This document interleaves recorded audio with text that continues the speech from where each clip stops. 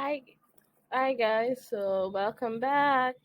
We are treating how to make liquid soap today, and just like the previous class, I'm going to be sending you prerequisite videos. So for the how to make bar soap class, I sent prerequisite videos. If you've watched that video and you've not watched the prerequisite video, you're really missing because that video is not um, detailed on its own. So I'll be showing you uh, so you need to watch the prerequisite videos.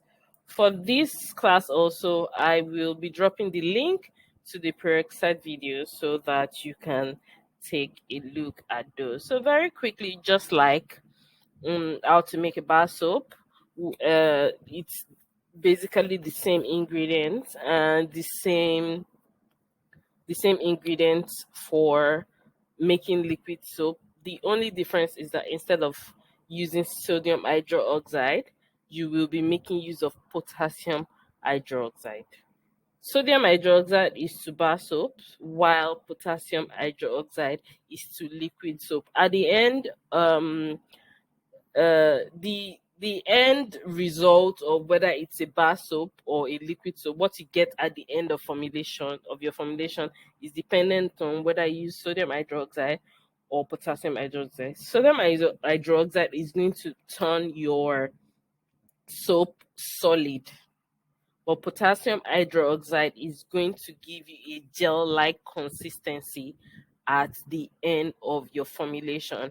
I will also be dropping the link to the practical video so that you can see for yourself what I'm talking about.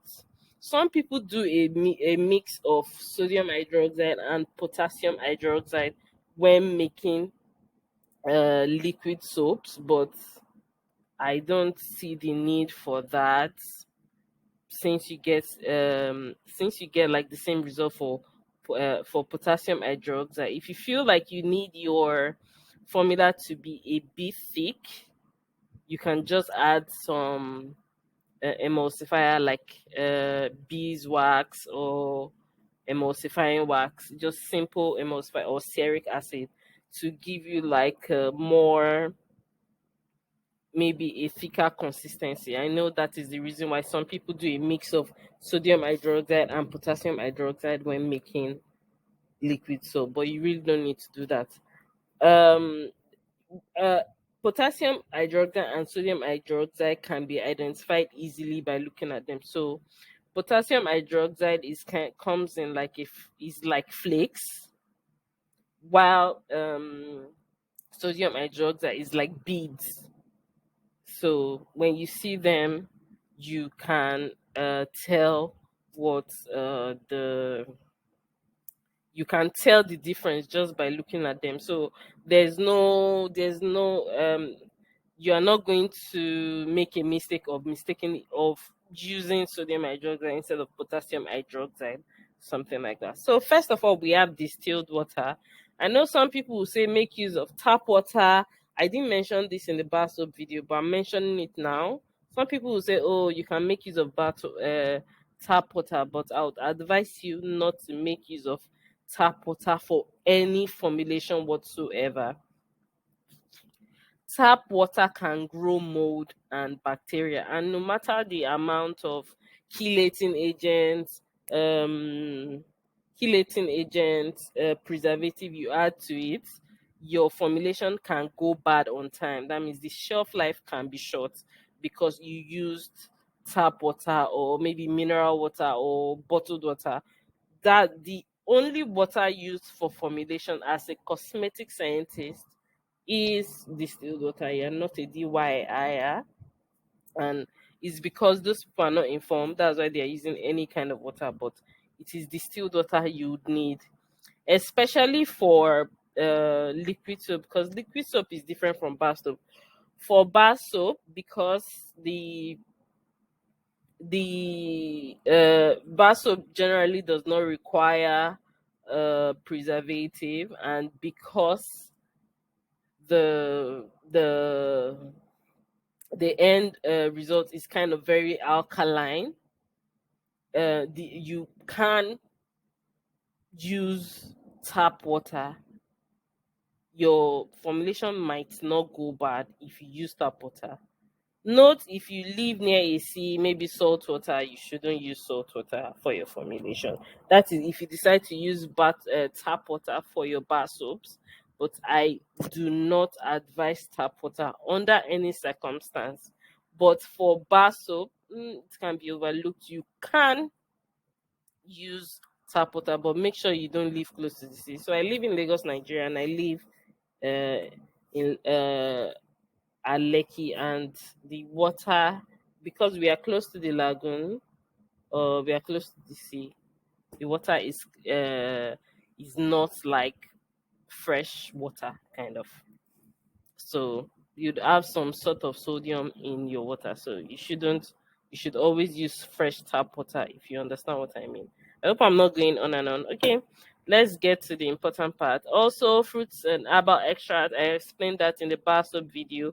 Plant oils and butters. I'll also be dropping the link on how to properly choose your soap making oil. It is the same for the bar soap video. I'll also be dropping the link in the description box, so you can you can watch that video and be properly informed on the oils you want to incorporate into your unique formula. Also, potassium hydroxide, like I said before, instead of sodium hydroxide as in bar soap, we'll be using potassium hydroxide as in liquid. So then we have aesthetic ingredients. So those ingredients that gives you like kind of the color, the fragrance. So aesthetic ingredient doesn't really mean like you need to add color to your product.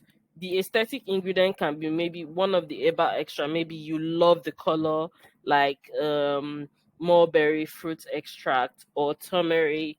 You know, when you add those ingredients into your product, they kind of like give you a sort of pretty color, like a pretty pink color, a pretty orange color, as in turmeric kind of. So, also another thing you need for a liquid soap is fragrance, just so it smells nice and customers love it. Another thing I forgot to add here is um the preservative and the co-preservative. So you need preservative for liquid soap, because at the end of when you're done making the liquid soap paste, to dilute that paste into like a bath gel or shower gel, you need to add some water and some other ingredients, and you really want to make sure that those ingredients are preserved in your formula. So that's why you'll be needing like a preservative. So preservative is very, very important. Also co-preservative. So co-preservative like your tetrasodium EDTA, for example. So co-preservative are also called can also be like chelating agents. Chelating agent helps your preservative to work at optimum, so it just gives your preservative like a sort of boost, so that kind of your preservative is not doing all the work or struggling. You can also add um antioxidants to to your liquid soap formula. That's when you're diluting it. Now, this basic formula I've given you is what you need to make it into a paste. Is at the point of dilution that you'll be adding these other ingredients that I spoke about. So it's after you've made it a paste and the paste has completely cooled down. When you're trying to make it into a bad gel, that is at the point where you add your preservative and your chelating agents and your antioxidants. If you have any questions, please do not hesitate to ask in the comment section, because it's some of the questions I've gotten from like other private students that informed the this video like I'm really making. That's how I know like what point to properly explain or to give like a better explanation kind of thing. So I'll be dropping all the peroxide videos and the video on how to dilute your liquid soap and make it into a shower gel. So I'd like you to take a look at those videos so that you can follow it step by step when you're making your own formula. So thank you. I'll see you in the next class.